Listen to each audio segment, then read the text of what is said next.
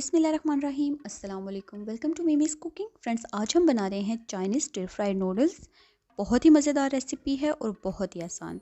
तो चलिए हम देखते हैं इसके लिए हमें जो जो चीज़ें चाहिए। सबसे पहले यहाँ पे मैंने लिए हैं 200 ग्राम नूडल्स। इनको उबाल लिया है। वैसे तो नूडल्स को उबालना बहुत ही सिंपल है, लेकिन फिर भी मैं आपको एक लिंक दे दूँगी, अगर आप चाहें तो उसको भी फॉलो कर सकते हैं। उसके बाद हमें चाहिए बोनलेस चिकन। तो यहाँ पे मैंने 300 ग्राम बोनलेस चिकन लिया है और इसको इस तरह से स्ट्रिप्स में हमने काट के रख लेना है। सब्ज़ी में कोई भी सब्ज़ी जो आपको पसंद हो वो आप ले सकते हैं। मैंने यहाँ पे लिया है एक मीडियम साइज़ का गाजर, छोटा सा बंद गोभी का पीस था उसको काटा है, और इसी तरह से एक छोटे साइज़ की शिमला मिर्च। बाकी के मसालों में से कुछ मसाले हमें चिकन को मैरिनेट करने के लिए चाहिए होंगे और कुछ मसाले हमें स्टिर फ्राइंग के लिए। तो स्टिर फ्राइंग के लिए यहाँ पे मैंने सबसे पहले ले लिया है 2 tablespoon honey, 2 tablespoon chilli sauce, 2 tablespoon soya sauce, 2 tablespoon oyster sauce, 1 tablespoon सिरका सफ़ेद, 1 टीस्पून चिली फ्लेक्स या अपने टेस्ट के अकॉर्डिंग थोड़ी या ज़्यादा ले सकते हैं। और चिकन को मैरिनेट करने के लिए सबसे पहले लिया है 1 tablespoon cornflour, half tablespoon garlic paste, 1 tablespoon soya sauce, बस चुटकी बराबर नमक का लेंगे, 2 टेबलस्पून ऑयस्टर सॉस, और काली मिर्च ली है मैंने हाफ टेबलस्पून, आप अपने टेस्ट के अकॉर्डिंग थोड़ी या ज़्यादा जिस तरह आप पसंद करते हैं उतनी। और कुकिंग ऑयल मैंने लिया है यहाँ पे 1/4 कप। अब हम सबसे पहले चिकन को मैरिनेट करेंगे और मैरिनेट करने के बाद इसको तकरीबन हम रखेंगे आधे घंटे के लिए। तो यहाँ पे मैंने लिया है 2 टेबलस्पून ऑयस्टर सॉस। नमक हम बिल्कुल 1 पिंच के बराबर लेंगे, क्योंकि जो सॉसेज हैं वो सॉल्टी होती हैं काफ़ी ज़्यादा, तो नमक आप बिल्कुल एहतियात से डालिएगा। इसी तरह से 1 टेबलस्पून हम सोया सॉस की डालेंगे, क्योंकि मैं इसको बहुत स्पाइसी बनाना चाहती हूँ तो मैं इसलिए हाफ टेबलस्पून काली मिर्च का डाल रही हूँ। आप थोड़ी या ज़्यादा अपने टेस्ट के अकॉर्डिंग डाल सकते हैं। और 1 टेबलस्पून इसमें जाएगा कॉर्नफ्लावर। और अगर आप चाहें तो लहसुन को भी अभी शामिल कर दें चिकन को मैरिनेशन के लिए, और अगर चाहें तो फ्राई के टाइम यूज़ करें। मैं फ्राई के टाइम पे यूज़ करूँगी। इन सारे मसालों को चिकन के ऊपर अच्छे से कोट करेंगे। उसके बाद हम इसको रख देंगे मैरिनेशन के लिए कम से कम आधे घंटे के लिए। अब बाकी के जो इंग्रेडिएंट हैं हम उन सबको एक जगह पे मिक्स कर लेंगे, ताकि जो स्टिर फ्राइंग के टाइम हमें आसानी रहे। और जो हनी है वो भी थोड़ा लेट डिज़ोल्व होता है, तो उसको भी हम अच्छे से डिज़ोल्व करेंगे। तो यहाँ पे हमने लिया था 2 टेबलस्पून हनी। उसमें मैं डालूँगी 2 tablespoon soya sauce, 2 tablespoon chilli sauce, 1 tablespoon सफ़ेद सिरका और 2 टेबलस्पून ऑयस्टर सॉस। इसके बाद मैं इसमें डालूँगी 1 टीस्पून कुटी हुई लाल मिर्च। सारी चीज़ों को अच्छे से घोल के रख लेंगे, बाद में इस्तेमाल करेंगे।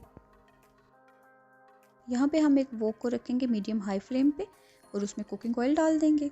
थोड़ा सा हीट अप हो जाएगा ऑयल, तो हम उसके अंदर जो लहसुन का पेस्ट हमने बना के रखा था हाफ टेबल स्पून वो शामिल करेंगे। लहसुन को हमें जस्ट 10 से 12 सेकंड तक सौते करना है। हमें इसका कलर चेंज होने का वेट नहीं करना, बस हल्का सा फ्राई करेंगे। इसमें से जब खुशबू आना शुरू हो जाएगी तो इसके अंदर हम चिकन को शामिल कर देंगे।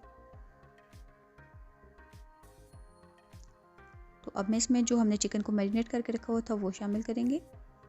चिकन को मैंने यहाँ पे तकरीबन आधे घंटे तक मैरिनेट किया है।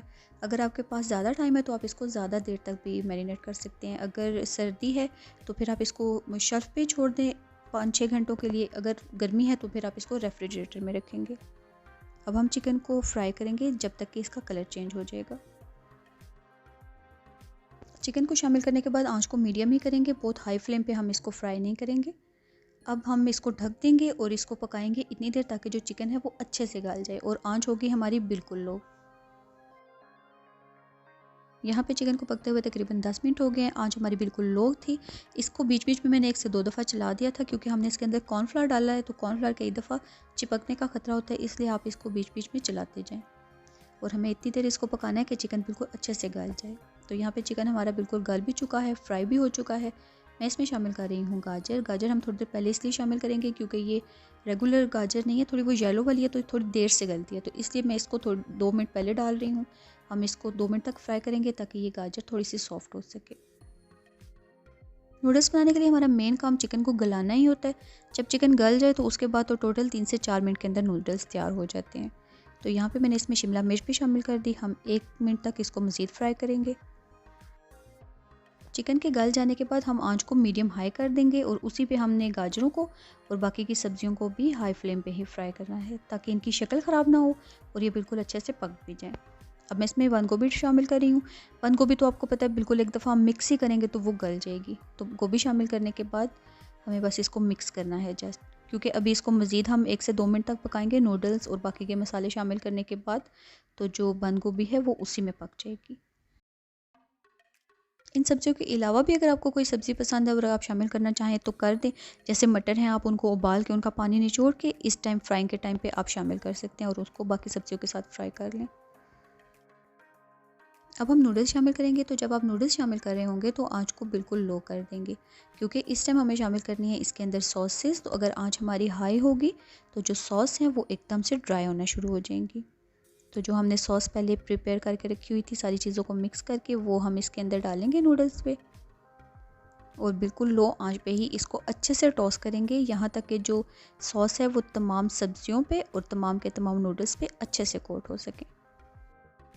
अब हमें इसको अच्छे से टॉस करते हुए मिक्स करते जाना है। आप चाहें तो 2 स्पून्स ले लें, दोनों तरफ से अच्छे से इसको टॉस करें। बस हमें तमाम की तमाम जो सॉस है वो तमाम नूडल्स के ऊपर अच्छे से कोट करनी है और आंच को बिल्कुल लो रखिएगा, वरना जो सॉसेस हैं वो बिल्कुल ड्राई हो जाएंगी और नूडल्स हमारे बिल्कुल भी मज़े के नहीं लगेंगे। बस अब हमें इसके अंदर मज़ीद कुछ भी ऐड नहीं करना, इसको अच्छे से टॉस करेंगे।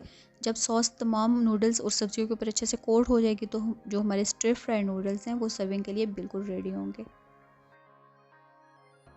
अगर आप हरा प्याज शामिल करना चाहें तो इस टाइम उसके बिल्कुल बैक वाले जो स्प्रिंग हैं वो आप काट के छोटे छोटे, और इस टाइम पे जब आप सॉसेस को कोट कर रहे होंगे तो आप साथ प्याज को भी शामिल कर सकते हैं, लेकिन बहुत थोड़ी सी क्वांटिटी में, ज़्यादा नहीं कीजिएगा। अगर आप ज़्यादा करेंगे तो जो प्याज है वो पानी छोड़ देगा और जो नूडल्स हैं वो खाने में बिल्कुल मज़े के नहीं लगेंगे। तो बिल्कुल हमें थोड़ा सा 3-4 टहनियों जितनी आप लेके उनको आप धो के ड्राई करके अच्छे से छोटा छोटा काट के और इस टाइम पे आप शामिल कर दें, तो वो देखने में भी बहुत खूबसूरत लगती हैं और टेस्ट में भी अच्छी होती हैं। लेकिन क्योंकि मैं पर्सनली तौर पे नहीं पसंद करती तो मैं नहीं डाल रही। नूडल्स बनाने के भी डिफरेंट डिफरेंट तरीके हैं, लेकिन उनकी जो बेसिक चीज़ें हैं और जो बेसिक इंग्रेडिएंट्स हैं वो सारे तकरीबन सभी के सेम होते हैं। बस थोड़ी बहुत जो इंग्रेडिएंट्स हैं वो डिफरेंट होने की वजह से टेस्ट डिफरेंट हो जाता है। तो आप हर तरह के नूडल्स इसी तरीके से बहुत ही आसानी के साथ बना सकते हैं। तो यहाँ पे हमारी जो सॉस है वो तमाम नूडल्स के ऊपर अच्छे से कोट हो चुकी है और अब हम अपनी आंच को बंद कर देंगे, क्योंकि जो हमारे नूडल्स हैं वो सर्विंग के लिए बिल्कुल रेडी हैं। हम इनको गर्मा गर्म सर्व करेंगे। तो जनाब, आपने देखा कि चाइनीज़ स्टिर फ्राई नूडल्स बनाना कितना आसान है। आई होप जब आप इसको अपने घर पर ट्राई करेंगे तो आपको बहुत ही पसंद आएंगे। अगर आपको मेरी रेसिपीज़ पसंद आए तो अपना फ़ीडबैक देना ना भूला करें। अगर अभी तक आपने मेरा चैनल सब्सक्राइब नहीं किया तो प्लीज़ सब्सक्राइब कर दें।